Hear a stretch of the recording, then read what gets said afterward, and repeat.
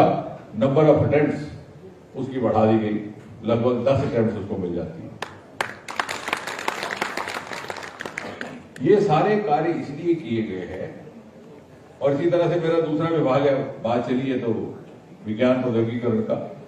हमारे यहाँ जो यूजी की नेट की स्कॉलरशिप होती है, यूनिवर्सिटी में जो लोग जुड़े हैं वो जानते हुए, उसमें भी हमने 5 साल रिलैक्सेशन कर दी है और साथ ही साथ 5% का आरक्षण दिव्यांग कैंडिडेट्स के लिए। और एक हमारा एक संस्था है हमारी बाईराय, जो पीपी मॉडल में सहयोग करती है, क्योंकि अब धीरे धीरे प्राइवेटाइजेशन कर रहे हैं। जैसे आपने देखा होगा स्पेस को भी हमने निकाल के प्राइवेटाइज कर दिया।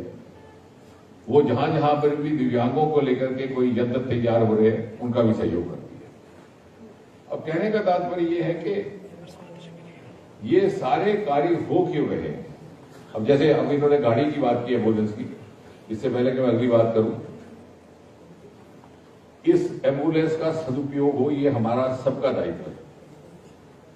ये विचार स्वामी जी का होगा, अभय जी का होगा, लेकिन जिम्मेवारी हम सबकी है। आप सबसे पूछे, सबसे पहले कहें कि भाई आपकी क्या जिम्मेवारी, मेरी ये जिम्मेवारी रहेगी, हम कोशिश करेंगे इसमें टेलीमेडिसिन का प्रावधान लाएं। और मैं डीसी साहब के साथ हम बैठ करके आप थोड़ा सा उसमें उसका एक योजना बनाइए। हमने एक प्रयास शुरू किया है, विशेष जी के होते ही डोडा में हमने गंढों में डॉक्टर ऑन व्हील्स नाम का एक टेलीमेडिसिन क्लिनिक बनाया था, जहां 3 अस्पतालों के साथ हमने टाई अप किया था, अहमदाबाद, सूरत, बंगलौर। 3 बच्चे थे उसके अंदर, आईटी के माहिर थे, एक बच्ची थी प्रतिभा, 2 लड़के थे। वो मरीज का मुआयना करते और फिर उसको टाई अप करते विशेषज्ञ के साथ, और 45-40 मिनट में उसको नुस्खा मिल जाता। अगर आप कॉर्पोरेट अस्पताल जाए तो हजारों रुपए लगेगा। इसमें भी ये बहुत महंगा काम था, लेकिन ये किसी सीएसआर के माध्यम से किया गया। या हम बाकायदा एक टेलीमेडिसिन की प्रोविजन, उसका प्रावधान सरकारी स्तर पर भी रख सकते हैं, और जो एमपी के तौर पर जो उसका सहयोग होगा वो भी करेंगे, ताकि उसमें वैल्यू एडिशन हो जाए आपकी एम्बुलेंस में। केवल यदि किसी विशेषज्ञ की आवश्यकता पड़े तो हमने उधमपुर में किया है, जिले अस्पताल में पंचायतों को जोड़ा, तो आप विशेषज्ञ के साथ कम से कम जम्मू तक बात कर सकते हैं। अब बात ये रही कि हम ये सब कर क्यों रहे हैं। ये सिर्फ इसलिए नहीं हो रहा कि भाई नेतागिरी को जरा शोभा लग जाती है इससे, या ये कोई बड़ा दान का काम हो रहा है। इसमें हम सबका स्वार्थ है। आपने देखा पिछले दिनों G20 की महिमा दुनिया भर में हुई। भारत प्रथम श्रेणी के देशों में आकर के खड़ा हो गया। मोदी जी सबसे कदावर नेता दुनिया के उभर करके सामने आए,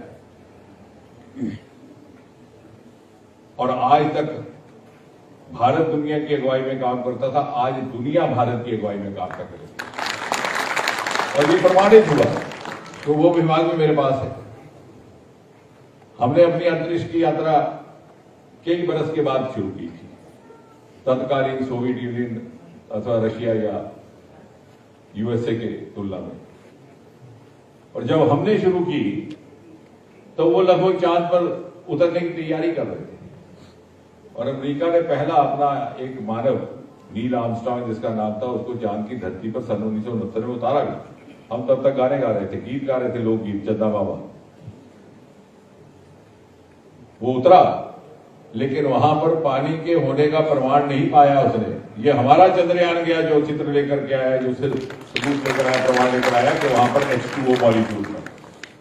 यानी जीवन की संभावना हो सकती है, नहीं हो सकती। ये जो पहेलियां हम दादी माँ से सुना करते थे कि चांद की धरती कैसी होगी, कैसे लोग बसते होंगे, कैसी परियां नाचती होंगी, उन पहेलियों का वैज्ञानिक उत्तर ढूंढने की अगर प्रेरणा किसी ने दी तो हमारे चंद्रयान ने दी, अमेरिका के, रूस के मानव नहीं दी। और इससे ये सिद्ध होता है कि हमारे पास योग्यता भी है, हमारे पास क्षमता भी है, हमारे पास मेहनत करने का वादा भी है, हमारी आंखों में अरमान भी है, दिल में सपने भी हैं, लेकिन अनुकूलता नहीं थी उस तरह की हमारे वातावरण में, जो नीति निर्धारकों ने डाली थी, या शायद जो नेतृत्व, वो अनुकूलता हमारी शुरू हो सकता है। या उसके अंदर कुछ ऐसे गुण हो गए, जैसे इस बच्ची में थे, जैसे मैंने आपको बताया शीतल में, उसके गुणों का कैसे एहसास होगा? वो सबूत तो है कि भैया उसने पढ़ाई कम कर ली।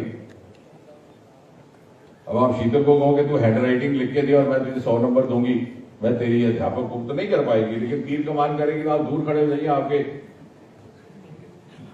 शरीर पे जहां भी निशाना करना हो कर देगी।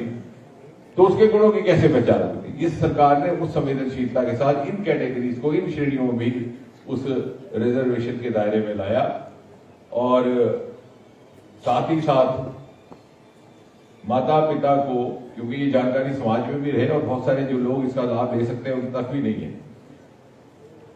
माता पिता जिनके घर में कोई इस प्रकार का बच्चा रहता है उसको 27,000 रुपया प्रति वर्ष पहले मिला करता था, उसको हमने दुगना कर दिया, 54,000 कर दिया। क्योंकि ढूंढते रहेंगे, पहले शायद उस प्रकार की टेक्नोलॉजी नहीं थी, उस प्रकार की उसको सुविधा नहीं दे सकते थे आप, अब वो सुविधाएं उपलब्ध हैं तो उन सुविधाओं का खर्चा भी बढ़ गया।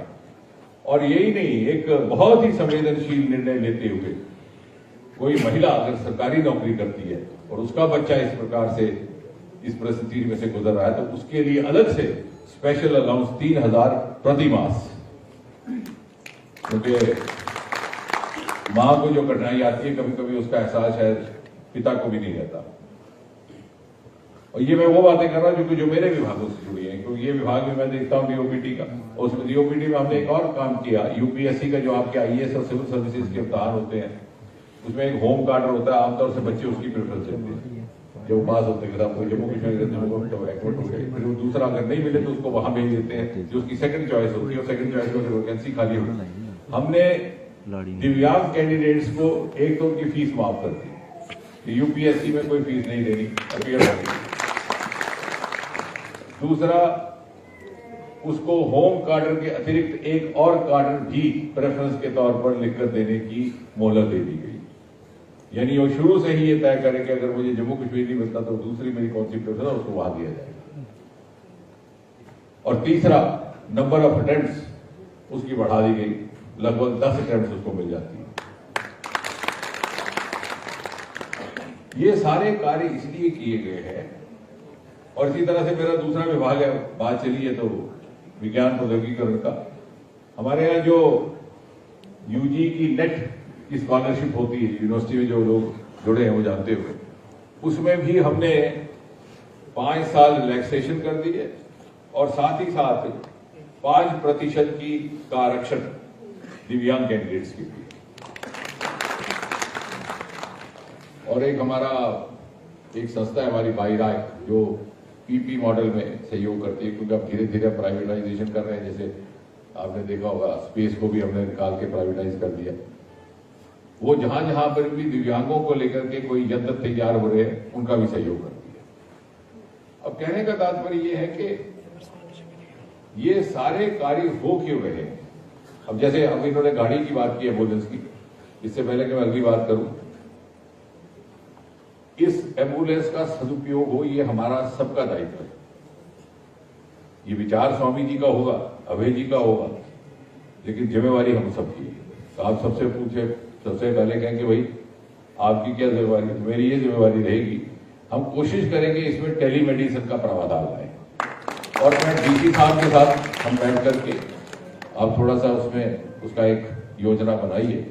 हमने एक प्रयास शुरू किया है, विशेष जी के होते ही डोडा में हमने गंढों में डॉक्टर ऑन व्हील्स नाम का एक टेलीमेडिसिन क्लिनिक बनाया था, जहां 3 अस्पतालों के साथ हमने टाई अप किया था, अहमदाबाद, सूरत, बंगलौर। 3 बच्चे थे उसके अंदर, आईटी के माहिर थे, एक बच्ची थी प्रतिभा, 2 लड़के थे।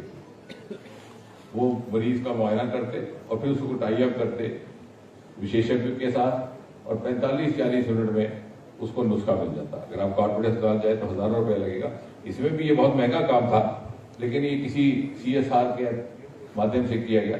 या हम बाकायदा एक टेलीमेडिसिन की प्रोविजन, उसका प्रावधान सरकारी स्तर पर भी रख सकते हैं, और जो एमपी के तौर पर जो उसका सहयोग होगा वो भी करेंगे, ताकि उसमें वैल्यू एडिशन हो जाए आपकी एम्बुलेंस में।